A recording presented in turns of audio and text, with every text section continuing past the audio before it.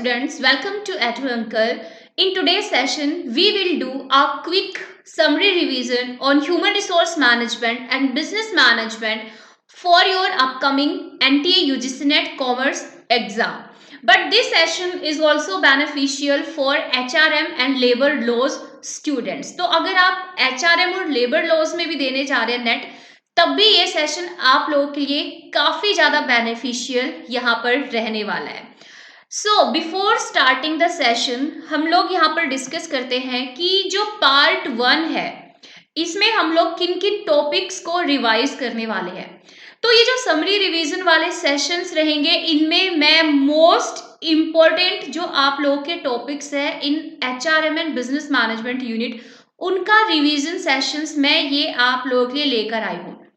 तो यहाँ पर हम लोग किसी भी टॉपिक में डेप्थ नॉलेज के अंदर नहीं जाएंगे, हम लोग बस यहाँ पर एक समराइज्ड फॉर्म में रिवीजन करेंगे कि इन टॉपिक्स के अंदर आप लोगों ने क्या क्या पढ़ा है या इन टॉपिक्स के अंदर आप लोगों को किन किन कंसेप्ट्स को और किन किन टर्म्स को क्लियर करना होता है.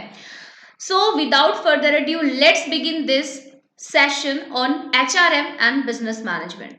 सो यहाँ पर जो हमारी टोटल टॉपिक्स रहेंगे रिवीजन के लिए, those are FW Taylor's Scientific Management, Principles of Scientific Management.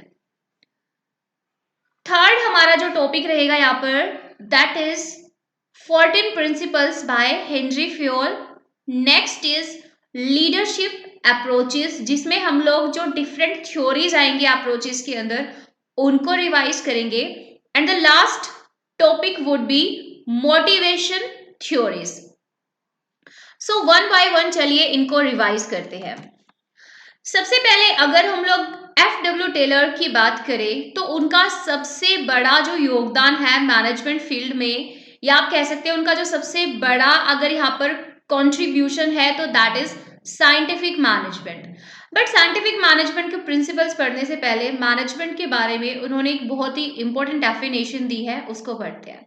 सो उन्होंने कहा कि management is the art. Management एक कला है, एक आर्ट है, और इस आर्ट के थ्रू आप जान सकते हैं knowing that what you want to do, कि आप क्या करना चाहते हो, then seeing that it is done in the best and cheapest वे.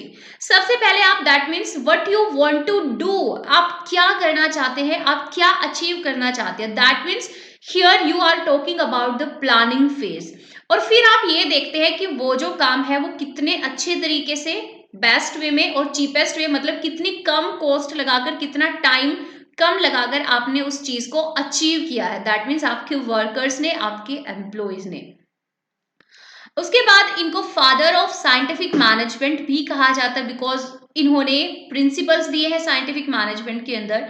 इनकी जो सबसे ज्यादा पूछे जाने वाली बुक है that is principles of scientific management. But यहाँ पर सबसे इंपॉर्टेंट जो पॉइंट आता है वो आता है साइंटिफिक मैनेजमेंट के अंदर जो इन्होंने प्रिंसिपल्स दिए हैं.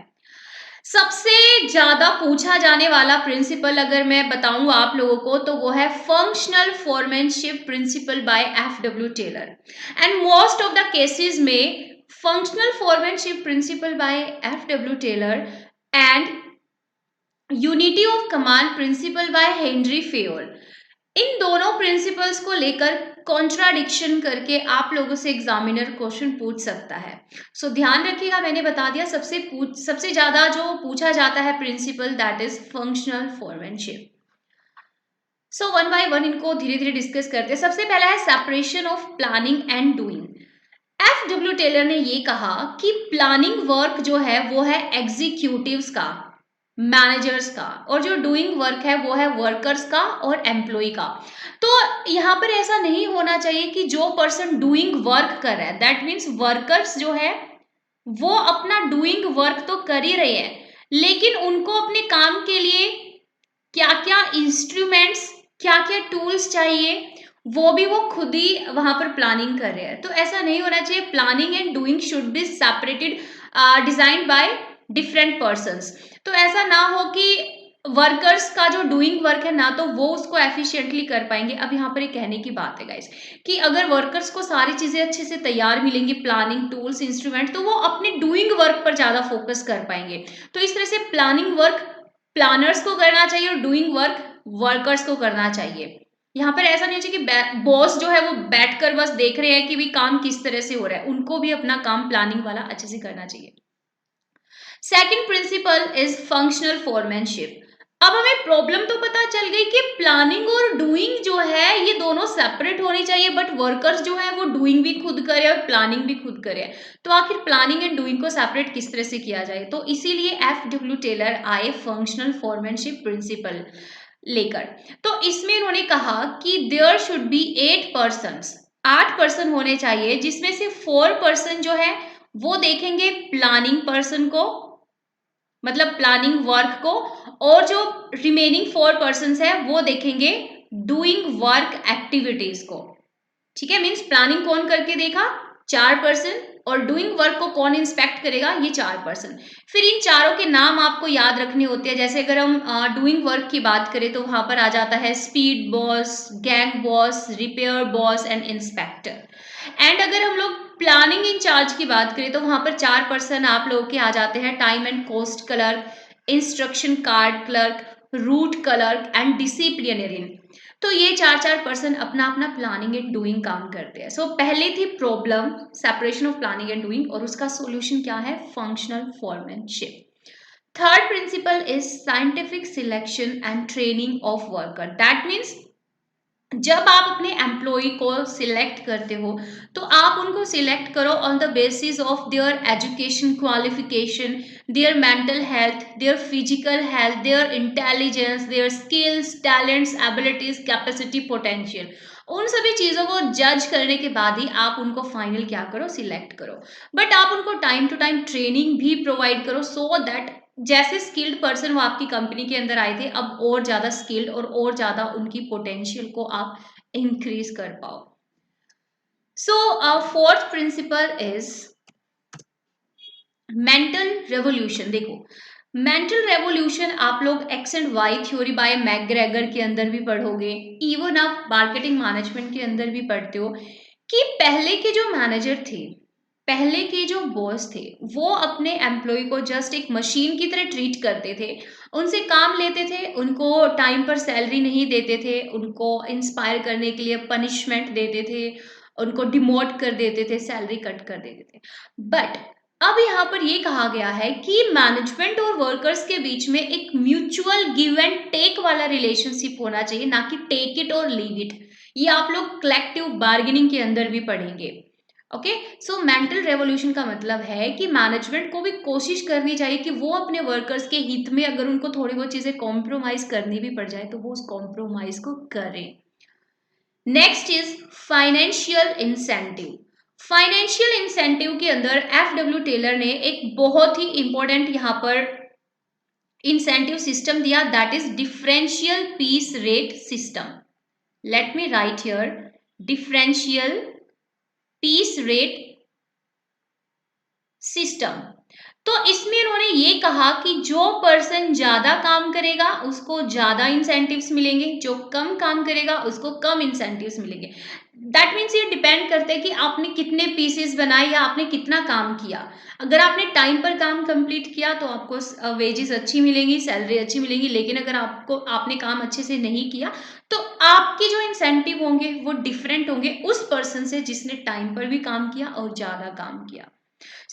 फिर उन्होंने ये भी कहा कि फाइनेंशियल इंसेंटिव्स जो होते हैं वो एम्प्लॉय को मोटिवेट करने का एक बहुत अच्छा तरीका है। अगर आप अपने एम्प्लॉय को उसके काम के अकॉर्डिंग जितना वो काम कर रहा है आप उसको उतनी इंसेंटिव्स दोगे तो वो ज्यादा फुल कॉन्फिडेंस से और फुल प्रोडक्टिविटी से काम करेगा। बट अगर आपने उसको उसके डिजर्विंग वर्क के अकॉर्डिंग काम नहीं दिया तो एक टाइम ऐसा आएगा कि वो अपनी फुल पोटेंशियल वहां पर लगाना छोड़ देगा। तो फाइनेंशियल इंसेंटिव्स जो है वो अपने एम्प्लॉय को सेटिस्फैक्टरीली आपको अच्छे देने चाहिए। Next is standardisation. यहाँ पर एक ही बात आप लोग याद रखना कि बिजनेस के अंदर everything should be plan in advance, और you can say everything should be fixed in advance. चाहे वो वर्किंग कंडीशंस के लेवल की बात हो, चाहे वो वर्कर्स को कितनी सैलरी देनी है वो पहले से आपने डिसाइड कर ली, या फिर वर्कर को कितना काम करना है मंथली, ईयरली, हाफ ईयरली, जितना भी, आपको हर चीज यहाँ पर एडवांस में फिक्स करके चलिए। बिकॉज अगर आप प्लान ही नहीं करोगे कि आपको अपने वर्कर को कितना काम करवाना है, तो आप परफॉर्मेंस अप्रेजल किसके बेस पर करोगे? परफॉर्मेंस अप्रेजल किसके बेस पे करते हो आप? एक्चुअल रिजल्ट और डिजायर्ड रिजल्ट्स को कंपेयर करके। So standardization should be maintained in any organization. And the last principle given by F W. Taylor is job analysis. So यहाँ पर लर्नर्स, एफ.डब्ल्यू. टेलर ने ये कहा कि किसी भी जॉब को परफॉर्म करने का एक बेस्ट वे जरूर होता है, और फिर उन्होंने ये भी डिफाइन किया कि किसी भी जॉब को परफॉर्म करने का बेस्ट वे वो होता है जिसमें लेस टाइम लगे, लेस मूवमेंट्स लगे एंड लेस कॉस्ट लगे। सो अगर किसी भी तरीके के अंदर लेस टाइम, लेस मूवमेंट्स और लेस कॉस्ट लगती है, that means this is the best way to doing any job. फिर जॉब एनालिसिस के अंदर उन्होंने एक और स्टडी के बारे में बात की, that is time motion fatigue study. Please इसको ध्यान से समझिएगा, time motion fatigue study. Time के अंदर उन्होंने ये कहा कि आपको कोशिश, देखो आपने बहुत अच्छा क्वालिटेटिव काम किया लेकिन आपने उसमें टाइम बहुत ज्यादा कंज्यूम कर दिया, तो आप उसको बेस्ट तरीका नहीं कह सकते। टाइम भी कम लगना चाहिए। मोशन की बात है यहाँ पर, जो मूवमेंट्स है किसी चीज को बनाने में, किसी प्रोडक्ट या सर्विस को डिजाइन करने में जो स्टेप्स होते हैं, जो स्टेजेस होते हैं, वो कम होनी चाहिए।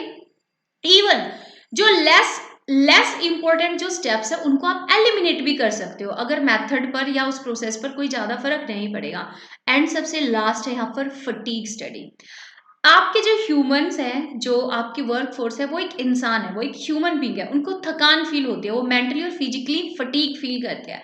तो आपको क्या करना चाहिए? आपको टाइम टू टाइम उनको अमाउंट एंड फ्रीक्वेंसी में रेस्ट प्रोवाइड करना चाहिए।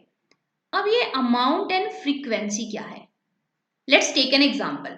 देखिए, आपके एम्प्लॉई को आप 10 मिनट्स का रेस्ट देते हो, दैट इज अमाउंट। और आप हर 2 घंटे के बाद, आफ्टर ईच 2 आवर्स के बाद आप उनको 10 मिनट का रेस्ट देते हो। जो 2-2 घंटे के बाद आप जो रेस्ट दे रहे हो, ये जो 2 आवर्स है, दैट इज फ्रीक्वेंसी। और जो 10 मिनट का आप रेस्ट दे रहे हो, दैट इज अमाउंट। तो जब आप उनको टाइम टू टाइम अमाउंट और फ्रीक्वेंसी में रेस्ट दोगे तो वो अपने काम को बहुत ही प्रोडक्टिविटी के साथ कर पाएंगे।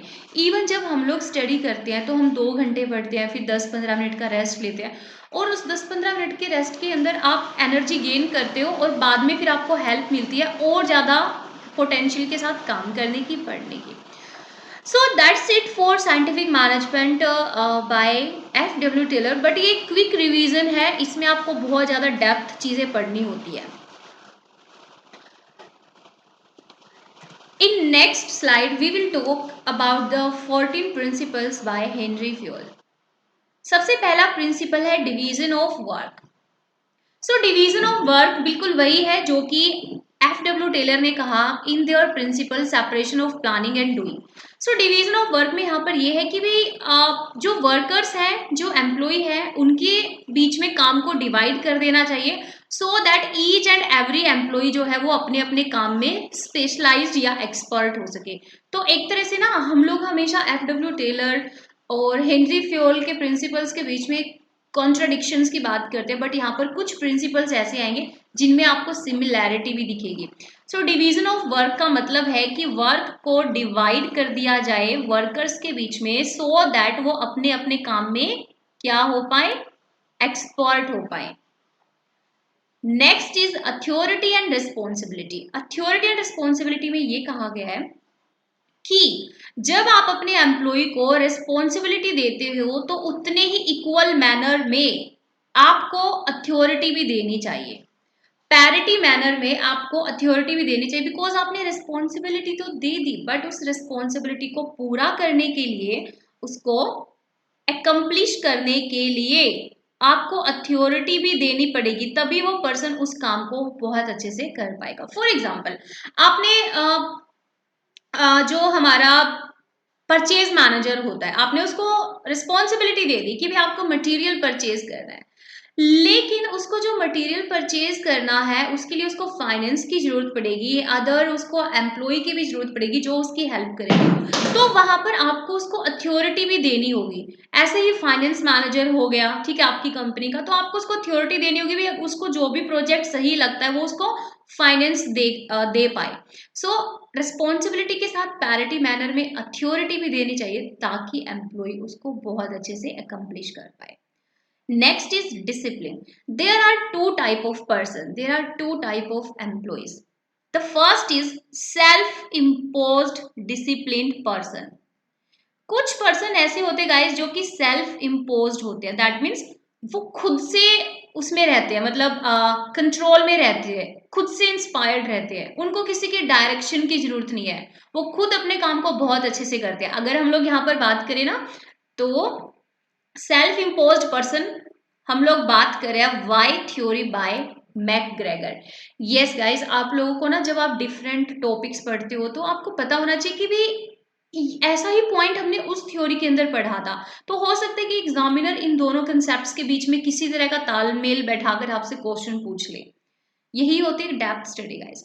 उसके बाद सेकंड टाइप ऑफ पर्सन होते हैं कमांड डिसिप्लिन्ड पर्सन। कमांड का मतलब क्या होता है? आदेश देना। मीन्स ये वो एम्प्लॉय होते हैं जिनको बार बार आदेश देकर, कमांड देकर उनको डायरेक्ट करना पड़ता है, उनको काम पर लगाना पड़ता है, तो ये पर्सन होते हैं एक्स थ्योरी की तरह। ओके, सो अब आपके ऊपर डिपेंड करता है आप कमांड डिसिप्लिन पर्सन को किस तरह से मैनेज करोगे, और सेल्फ इम्पोज्ड डिसिप्लिन पर्सन्स जो है तो वो तो खुद से ही बहुत अच्छे से काम करते हैं। Next principle is unity of command. So अगर हम लोग FW टेलर के मोस्ट आस्क्ड प्रिंसिपल के बारे में बात करें, so that is functional foremanship, और अगर हेनरी फ्योल के बारे में बात करें तो unity of command and scalar chain, ये दोनों प्रिंसिपल्स बहुत ज्यादा पूछे जाते हैं। सो यूनिटी ऑफ कमांड का मतलब होता है कि एक टाइम पर एक पर्सन पर एक ही बॉस होना चाहिए जिसको वो ओबे करेगा या वो बॉस उसको ऑर्डर देगा। अगर एक से ज्यादा बॉस होंगे तो वर्कर जो है वो कंफ्यूज हो जाएगा, उसको समझ नहीं आएगा कि वो कौन से बॉस की बात पहले माने और कौन से बॉस को वो बाद में रिवर्ट करे, मतलब रिप्लाई करे। लेकिन इसके अपोजिट जो फंक्शनल फोरमैनशिप था FW टेलर का, उन्होंने वहां पर एक टाइम पर दो बॉस के बारे में बात की। एक बॉस तो था वहां पर प्लानिंग इंचार्ज वाला और एक डूइंग इंचार्ज वाला। सो इसीलिए फंक्शनल फोरमैनशिप के बीच में और यूनिटी ऑफ कमांड में यही सबसे बड़ा कॉन्ट्राडिक्शन है कि यूनिटी ऑफ कमांड में कहा गया कि एक ही पर्सन के द्वारा आपको कमांड मिले, लेकिन फंक्शनल फोरमैनशिप में दो पर्सन के द्वारा कमांड वहां पर मिल रही है। Okay, fifth is unity of direction. Unity of direction का मतलब यहाँ पर ये है कि जो सेम ऑब्जेक्टिव वाली, जो सेम नेचर वाली जो एक्टिविटीज हैं उनको एक यूनिट में रखा जाए और उस यूनिट को एक ही हेड संभालेगा और उस पूरी यूनिट का एक ही प्लान होगा जिसके अकॉर्डिंग वो यूनिट काम करेगी। फॉर एग्जांपल मार्केटिंग एक्टिविटीज को मार्केटिंग डिपार्टमेंट में रखा जाता है, परचेज से रिलेटेड एक्टिविटीज को परचेज डिपार्टमेंट में, प्रोडक्शन डिपार्टमेंट, फाइनेंस डिपार्टमेंट। तो ये क्या है? ये यूनिटी ऑफ डायरेक्शन ही है। Next is subordination of individual interest into general. आप में से अगर किसी स्टूडेंट ने कंपनी में जॉब किया या कॉर्पोरेट सेक्टर में, तो यहाँ पर सच सच बताइएगा कि आप में से कितने एम्प्लॉय या हम में से कितने एम्प्लॉय किसी कंपनी के अंदर सिर्फ और सिर्फ कंपनी को फायदा करवाने के लिए काम करने जाते हैं, लेकिन एक्चुअल में हम लोग वो जो हमें मंथली सैलरी मिलती है ना 30,000 या 50,000, हम लोग उसके लिए जाते हैं। और इसमें गलत भी नहीं है भी, आप जब काम करते हो तो उसके लिए आप फाइनेंशियल इंसेंटिव्स एक्सपेक्ट करते हो। ओके, सो अब यहाँ पर ये कहा गया है कि आप अपने एम्प्लॉय के इंडिविजुअल इंटरेस्ट को इस तरह से कनेक्ट कर दो कंपनी के जनरल इंटरेस्ट से कि जब जब एम्प्लॉय अपने फायदे के लिए, अपने सेल्फ इंटरेस्ट के लिए काम करें, तो इनडायरेक्टली कंपनी का जो जनरल इंटरेस्ट है, कंपनी का जो जनरल ऑब्जेक्टिव है, वो भी साथ के साथ पूरा हो जाए। तो आप उनके जो मंथली टारगेट्स है वो इस तरह से सेट करो जब वो अपने टारगेट को पूरा करे ना, कि अच्छा मुझे टारगेट मैंने पूरा किया तो मुझे ये इंसेंटिव्स मिलेंगे, मुझे प्रमोशन मिलेगी, तो उसके साथ कंपनी का भी फायदा हो। यहाँ पर हेनरी फ्यूल ये कहना चाहता है। Next is remuneration of personal. ये बिल्कुल वैसा ही है जैसा कि इंसेंटिव्स स्ट्रक्चर दिया किसने, एफडब्ल्यू टेलर ने। सो यहाँ पर ये कहा गया है कि एम्प्लॉय को जो रिम्यूनरेशन है वो उनके काम के अकॉर्डिंग देना चाहिए। उन्होंने जो भी वर्क किया उसके अकॉर्डिंग एम्प्लॉय को उतनी सैलरी और वेजेस देनी चाहिए।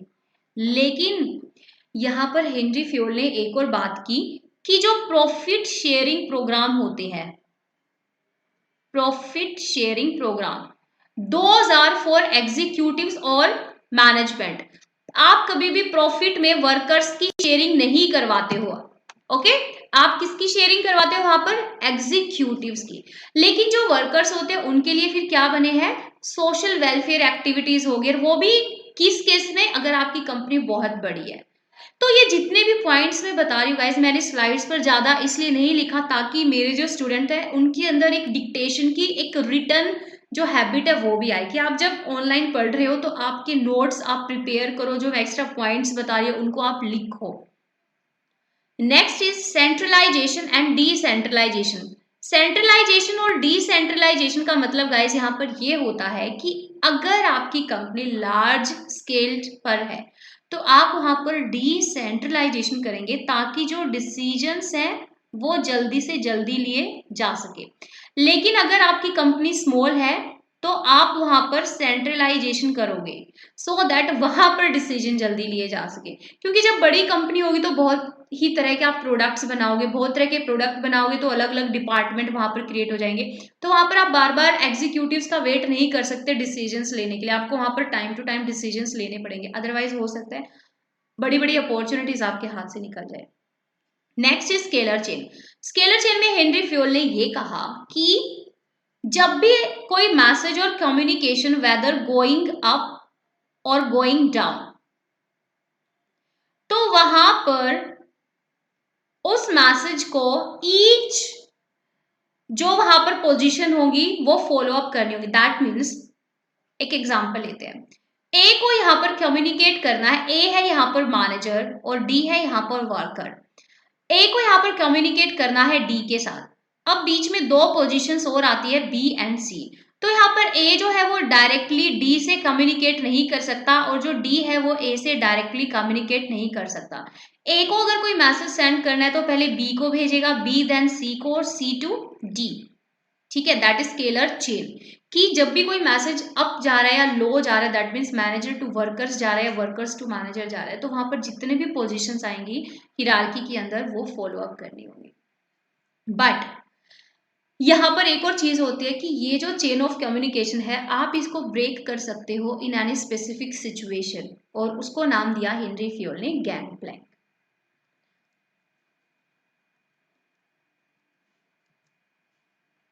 Next is order. ऑर्डर का मतलब है कि right type of people at right type of job. That means एक एग्जांपल से समझते हैं, ए और बी है, ठीक है, एक जॉब, दो जॉब है यहाँ पर सी और डी। ए जो था सी जॉब के लिए परफेक्ट था और बी जो था वो डी जॉब के लिए परफेक्ट था, लेकिन आपने सही तरीके से इन दोनों पर्सन की इंटेलिजेंस को और स्किल्स को अच्छे से एनालिसिस नहीं किया और ए को आपने रख दिया डी जॉब पर और बी को रख दिया सी जॉब पर। तो अब क्या हो रहा है, हम ये नहीं कह सकते कि ए और बी जो है वो दोनों ही प्रोडक्टिव एम्प्लॉय नहीं है, लेकिन आपने उनको जॉब ही गलत प्रोवाइड कर दी। ए की पोटेंशियल को आप सी जॉब पर यूज कर सकते थे और बी की पोटेंशियल को डी पर, लेकिन आपने उनको गलत जॉब प्रोवाइड की। सो इस तरह से right type of people at right type of job, तभी आप उनकी पोटेंशियल का पूरी तरह से यूज कर पाएंगे। Next is equity. इक्विटी का मतलब होता है equal treatment for all. That means same level पर काम करने वाले जो पर्सन है आपको उनके बीच में किसी भी तरह की पार्शियलिटी नहीं करनी है, in terms of promotional chances, in terms of salary, in terms of justice. Next is stability of tenure. Means आपके जो एम्प्लॉय है आप उनको स्टेबिलिटी प्रोवाइड करो कि जब वो आपकी कंपनी को आकर ज्वाइन करे तो वो लंबे टाइम तक आपकी कंपनी के अंदर काम करे, ना कि शॉर्ट ड्यूरेशन में छोड़कर चले जाए। एंड अब हम डिस्कस करते हैं last two principles by Henri Fayol. 13 is initiative, that means आप अपने वर्कर्स को उनको एनकरेज करो कि अगर उनके पास कोई आइडिया, कोई सजेशन, कोई फीडबैक है तो वो आपको आकर बताए, वो वहां पर शाय फील ना करे। और आप भी उनको एनकरेज करो, अगर उनका कोई आइडिया अच्छा है तो आप उनको कंस्ट्रक्टिव फीडबैक दो कि आपका आइडिया बहुत अच्छा है, we will try to implement this idea. So इस तरह से आगे से वो कंपनी की प्रॉब्लम्स को भी सीरियसली लेंगे और ऑब्जर्व करेंगे कंपनी के अंदर क्या चल रहा है, क्या हो रहा है। And the last principle by Henry Fayol is aspirate the corps. That means unity is strength. आप अपने वर्कर्स के बीच में टीम वर्क की जो फीलिंग है उसको इनकलकेट करें। दैट मीन्स अगर एक वर्कर को किसी काम में प्रॉब्लम आ रही है तो दूसरा वर्कर आकर उसकी हेल्प करे। So that's it for principles by Henri Fayol. तो इन 14 प्रिंसिपल्स का हमने क्विक रिवीजन किया, लेकिन इनके अंदर बहुत सारी चीजें आप लोगों को डेप्थ नॉलेज के साथ और पढ़नी है। अब हम बात करते हैं नेक्स्ट टॉपिक के रिवीजन के बारे में। हम हमेशा बात करते हैं लीडरशिप थ्योरीज की, बट उन लीडरशिप थ्योरीज को 4 अप्रोचेस में कैटेगराइज किया जाता है। द फर्स्ट इज कंटिजेंसी और situational approach, second is straight approach, third is behavioral approach and the fourth is contemporary approach। तो आपको सिर्फ थ्योरीज ही नहीं याद रखनी, आपको ये भी याद रखना है कि कौन सी थ्योरी कौन सी अप्रोच के अंदर आती है। हो सकता है एग्जामिनर आपसे मैच द लिस्ट में क्वेश्चन पूछ ले, लिस्ट 1 में अप्रोचेस के नाम रख दे और लिस्ट 2 में थ्योरी के नाम रख दे और आपको बताना पड़े कि ये थ्योरी इस अप्रोच के अंदर आती है और आपको ABCD का राइट कोड बताना पड़े। So be prepared for all the types of question. So contingency और सिचुएशनल अप्रोच में आती है Fiedler's contingency model, Vroom Yetton model of leadership, path goal theory by Robert House, leader member exchange theory and Hersey Blanchard theory. So one by one इनको quick revise हम लोग यहाँ पर करते हैं। सो अगर हम लोग बात करें फिडलर्स कॉन्टिजेंसी मॉडल की, तो यहाँ पर फिडलर्स ने कहा कि किसी भी लीडर की सक्सेस डिपेंड करती है 3 सिचुएशनल वेरिएबल पर, और ये जो 3 सिचुएशनल वेरिएबल्स हैं those are leader member relationship, second is task structure, third is leader power position. Leader member relationship का मतलब है एक लीडर अपने और अपने मेंबर के रिलेशनशिप को कितने अच्छे से मेंटेन करके चलता है। थर्ड इज टास्क स्ट्रक्चर, वो कितने अच्छे से टास्क डिजाइन करता है और अपने वर्कर्स को, अपने मेंबर्स को डिस्क्राइब करता है। And the third is leader power position, means एक कंपनी एक लीडर को कितनी पावर देती है कि वो अपनी पावर का किस तरह से यूज करे, रिवॉर्ड्स देने में अपने वर्कर्स या एम्प्लॉय को, उनको डिमोट करने में या प्रमोट करने में। सो दीज 3 सिचुएशनल वेरिएबल पर डिपेंड करता है success of any leader. Second theory is Vroom Yetton model of leadership. इसमें व्रूम ने 5 लीडरशिप स्टाइल के बारे में बात की, A1, A2, C1, C2 and G2। अब आप लोग ये कहेंगे कि मैम ये A, C एंड G है क्या? सो A यहां पर स्टैंड करता है अथॉरिटेटिव लीडरशिप स्टाइल के लिए, सी यहां पर स्टैंड करता है कंसल्टेटिव लीडरशिप स्टाइल के लिए, और जी यहां पर डिनोट करता है ग्रुप लीडरशिप स्टाइल के लिए। ए का मतलब है अथॉरिटेटिव लीडर, दैट मीन्स जो खुद से डिसीजन लेता है और वो अपने वर्कर्स का डिसीजन में पार्टिसिपेशन नहीं करवाता है। He is an autocratic nature. Next is consultative leader. ये एक ऐसा लीडर है जो किसी भी प्रॉब्लम का डिसीजन लेने से पहले, कोई भी डिसीजन इंप्लीमेंट करने से पहले कंसल्ट करता है अपने वर्कर्स, अपने एम्प्लॉय के साथ, बट डिसीजन फिर भी खुद ही लेता है। And the last is group leader. ये वो लीडर है जो ना सिर्फ पार्टिसिपेशन करवाता है अपने एम्प्लॉय का, बल्कि अगर इसको लगता है कि मेरे जो एम्प्लॉय है वो कॉम्पिटेंट है, इंटेलिजेंट है, तो उन पर ही छोड़ देता है पूरी तरह से कि आप ये डिसीजन ले सकते हैं इस मैटर के रिगार्डिंग। आप लोग जो 3 टाइप ऑफ लीडरशिप स्टाइल पढ़ते हो, ऑटोक्रेटिक, डेमोक्रेटिक एंड लेसिस्फेयर, जिसको फ्री रेन लीडरशिप स्टाइल भी कहा जाता है। तो अगर हम ग्रुप लीडरशिप की बात करें तो यहाँ पर हम लोग कह सकते हैं इसको free rein leadership style. Okay, so guys, अब हम मूव ऑन करते हैं नेक्स्ट लीडरशिप थ्योरी पर, that is path goal theory. This theory is given by Robert House. So इसमें उन्होंने 4 लीडरशिप स्टाइल दिए, directive, supportive and participative, and the fourth and last is achievement oriented leadership style. इसमें इन्होंने ये कहा कि भाई अगर हम लोग सबसे इंपॉर्टेंट लीडरशिप स्टाइल की बात करें यहाँ पर, तो that is achievement oriented leadership style, first, second, third and fourth. So guys, अभी मैं बार बार आप लोगों के सामने रिपीट कर रही हूँ कि this is the quick revision part. ये सारी थ्योरीज आप लोग को बहुत डेप्थ में पढ़नी है। सो अचीवमेंट ओरिएंटेड लीडरशिप स्टाइल के अंदर उन्होंने ये कहा कि एक लीडर को कोशिश करनी चाहिए कि वो अपने एम्प्लॉय की, अपने वर्कर्स की जो हाईएस्ट पोटेंशियल है उसको बाहर लेकर आए और उसको यूज करे। Next is leader member exchange theory. यहाँ पर एक बहुत ही इंपॉर्टेंट पॉइंट कहा गया है। यहाँ पर ये कहा गया है कि कोई भी लीडर जो होता है ना, वो अपने हर एक मेंबर को इक्वल मैनर में ट्रीट नहीं करता। वो उन्हीं मेंबर्स को ज्यादा प्रिविलेजेस देता है जो उसकी सेम ट्रेड्स के या सेम पर्सनैलिटी एट्रीब्यूट्स के होते हैं। और यहाँ पर फिर फॉलोअर्स को 2 कैटेगरी में डिवाइड किया जाता है, इन ग्रुप फॉलोअर्स और आउट ग्रुप फॉलोअर्स। इन ग्रुप फॉलोअर्स के अंदर वो फॉलोअर्स आते हैं जी जो कि लीडर की गैर हाजिरी में डिसीजंस भी लेते हैं, जो सेम पर्सनालिटी एट्रीब्यूट्स के होते हैं, जिनको ज्यादा कंसंट्रेशन देता है कौन, लीडर। और आउट ग्रुप में आते हैं जिनको ज्यादा पसंद नहीं करता लीडर या जिनको ज्यादा कॉम्पिटेंट नहीं समझता। Next is Hersey Blanchard theory. तो इस थ्योरी के अंदर 4 लीडरशिप स्टाइल के बारे में बात की है,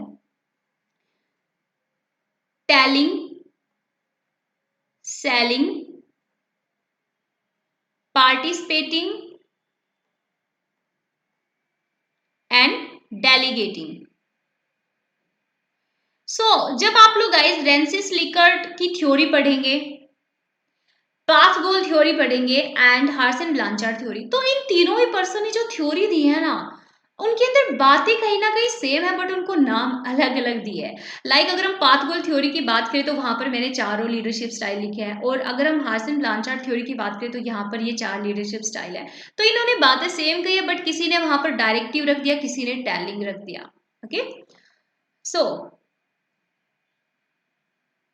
आई होप ये जो क्विक रिवीजन है ये आप लोगों की हेल्प करेगा इन सभी थ्योरीज को अच्छे से रिवाइज करने में। सो ट्रेट अप्रोच के अंदर आप लोगों को इतना याद रखना है कि एक्चुअल में वो किसी भी पर्सन के अंदर वो उसकी ट्रेड्स या कैरेक्टरिस्टिक्स ही होती है जो उसको एक सक्सेसफुल लीडर बनाती है।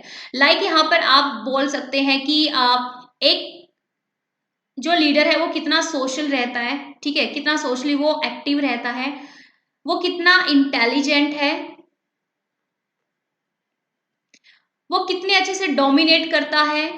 डोमिनेट हर बार नेगेटिव वर्ड नहीं होता गाइस। डोमिनेट का मतलब होता है कि आपके अंदर एक ऐसा चैरिस्मा, एक ऐसा चार्म है कि आप कोई भी काम करते हो या आप कोई भी डिसीजन लेते हो तो आपके एम्प्लॉय, आपके जो मेंबर्स है वो आपको अपने आप ही फॉलो करते हो।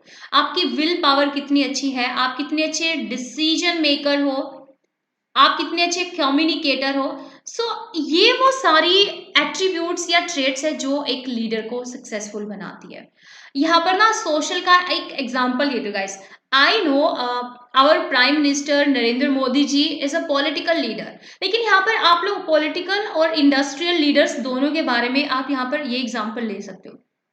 अब जो हमारे पीएम मोदी है उनसे पहले अब तक हमारे जितने भी पीएम्स हुए हैं वो कभी भी ट्विटर पर, फेसबुक पर, रेडियो पर एंड अगर हम यूट्यूब पर, तो हर सोशल साइट्स पर वो एक्टिव है।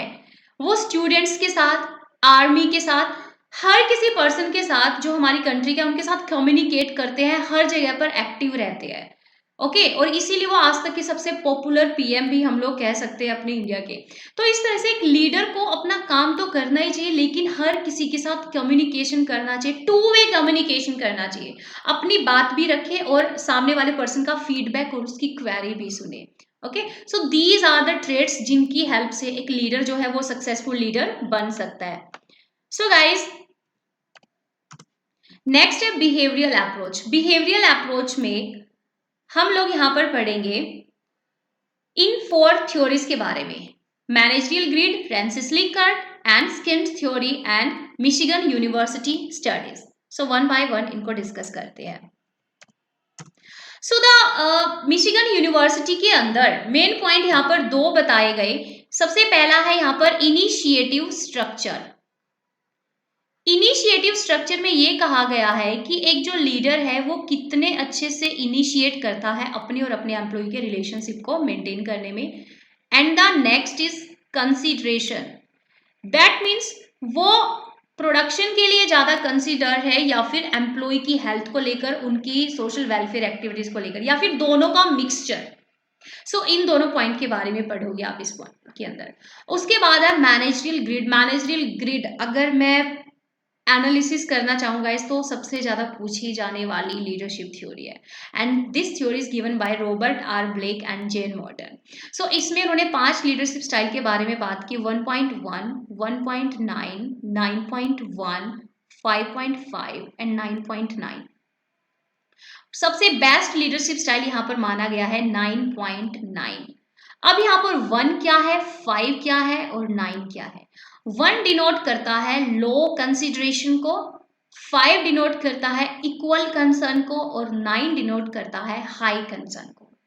फर्स्ट जो पोजीशन है वो डिनोट करती है concern for production, second position after dot denote करती है कंसर्न फॉर पीपल। अगर 1.1 लीडरशिप स्टाइल है तो that means the leader is low concern for both people and production, मतलब ना तो उसको ये पता उसके एम्प्लॉय किस तरह के माहौल में काम कर रहे हैं और ना ही उसको प्रोडक्शन से कोई लेना देना है। उसके बाद 1.9 का मतलब है low concern for production and high concern for people. I hope आप लोग समझ सकते हैं इस पॉइंट को। Third is 9.1। 9 डिनोट करता है हाई कंसर्न फॉर प्रोडक्शन, मतलब इसको अपना आउटपुट, इसको अपना काम चाहिए, चाहे एम्प्लॉय जिए मरे किसी तरह से भी करे, मतलब ये एम्प्लॉय को मशीन की तरह ट्रीट करता है। And the fourth is 5.5, equal concern for people, production and people both. That means ये बैलेंस में लेकर चलता है प्रोडक्शन को और पीपल से रिलेटेड कंसर्न को। एंड द लास्ट इज 9.9, ये वो लीडर है जो हर कंटेक्स्ट में अपनी फुल पोटेंशियल लगाता है। मीन्स प्रोडक्शन भी इसको टाइम पर चाहिए, पूरा काम चाहिए और अपने एम्प्लॉय की वेलबींग का भी ये बहुत ज्यादा ध्यान रखता है। That means high concern for production and people both. तो 1 डिनोट करता है लो को, 5 इक्वल को, 9 हाई को। फर्स्ट पोजीशन पर आएगा concern for production and second position पर आएगा कंसर्न फॉर पीपल। सो इन पांचों ही लीडरशिप स्टाइल को गाइस आप लोग यहाँ पर याद रखना। Next is Rensis Likert. Rensis Likert ने 7 वेरिएबल्स दिए सबसे पहले तो, और ये कहा कि 7 वेरिएबल्स वो है जिन पर डिपेंड करती है एक लीडर की सक्सेस। लाइक डिसीजन मेकर हो गया गाइस, कम्युनिकेटर हो गया, कितने अच्छे से वो अपने एम्प्लॉय को समझता है। लेकिन मेन जो यहाँ पर इन्होंने लीडरशिप स्टाइल दिए वो है 1, 2, 3 एंड टोटल 4 लीडरशिप स्टाइल। ये 7 वेरिएबल्स आप लोग पढ़ चुके होंगे। हम लोग बात करते हैं लीडरशिप स्टाइल के बारे में because this is a quick revision guys, हम लोग यहाँ पर इतनी डेप्थ में नहीं जा सकते। सो गाइस यहाँ पर जो 4 लीडरशिप स्टाइल है, those are exploitative leadership style. Next is, सबसे पहला यहाँ पर लीडरशिप स्टाइल है exploitative leadership style. Next is benevolent. That means इसको ये पता है कहाँ पर इसको सॉफ्ट बिहेवियर करना है अपने एम्प्लॉय के साथ और कहाँ पर इसको उनके साथ एक सख्त बिहेवियर करना है। लेकिन एक्सप्लॉइटेटिव वो होता है जो हर तरीके से अपने एम्प्लॉयज को क्या करता है, उनको उन पर ऑर्डर चलाता है और उनको मशीन की तरह ट्रीट करता है। Third is participative and the last is delegative, sorry democratic. So मैंने पहले भी कहा कि पाथ गोल थ्योरी ठीक है, और रेंसिस लीकर्ट की theory and Hersey Blanchard theory, इन तीनों के लीडरशिप स्टाइल ना थोड़े सेम है, बातें सेम है बट नाम अलग अलग रखे गए हैं। एंड द लास्ट इज किम्ट थ्योरी। इसमें सीधी सी एक बात है गाइस, यहाँ पर ये कहा गया है, एक लाई करते हैं यहाँ पर लेफ्ट कॉर्नर और एक राइट कॉर्नर। लेफ्ट कॉर्नर जो है वो दर्शाता है या डिस्क्राइब करता है बॉस सेंटर्ड लीडर को, और जो राइट कॉर्नर है ये डिनोट करता है सब ऑर्डिनेट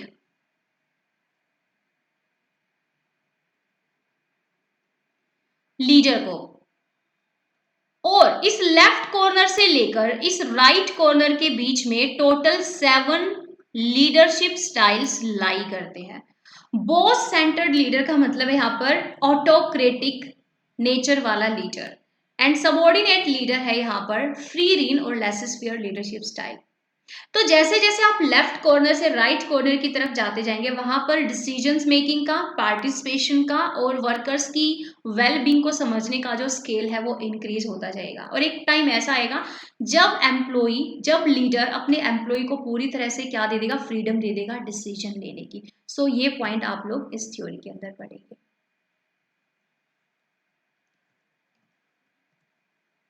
सो गाइज ये था आज का हमारा यहाँ पर सेशन। तो इसमें हम लोगों ने आज पढ़ा principles by Henry Fayol, F W. Taylor. Then हमने यहाँ पर पढ़ी 3 approaches, contingency, behavioural and trade approach. बाकी जो हमारी मोटिवेशन थ्योरीज हैं एंड जो हमारी कंटेम्प्रेरी अप्रोच रह गई वो हम लोग सेकंड पार्ट के अंदर पढ़ेंगे। सो आई होप गाइज ये रिवीजन आप लोगों के लिए काफी ज्यादा हेल्पफुल रहेगा एग्जाम प्रिपरेशन के अंदर। सो इस तरह के सेशंस देखने के लिए आप लोग एजू अंकल से जुड़े रहिए, बिकॉज और ज्यादा बेनिफिशियल सेशंस आप लोगों के लिए आने वाले हैं। So till then have a great life and happy learning.